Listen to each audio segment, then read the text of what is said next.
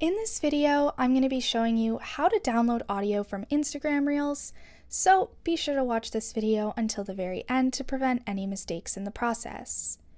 You're going to begin by going onto the reel that you want to download the audio from. I'm going to use this one. Click on the Send and click on Copy Link. Once you have the link copied, all you have to do is go to your internet browser and search up Instagram Reel Audio Download. Now, you can choose any of these. I'm going to use the top one. Now, you're going to paste the Instagram link and click on Search.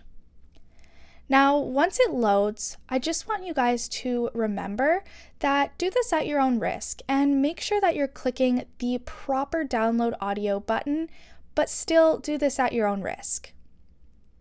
It'll come up with this pop-up right here, so I'm going to click on Download, and on mine, I have the option to actually look at my downloads here, so I'm going to click on it and it'll open up.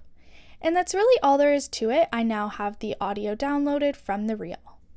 Be sure to leave a like, comment, subscribe, and turn on notifications.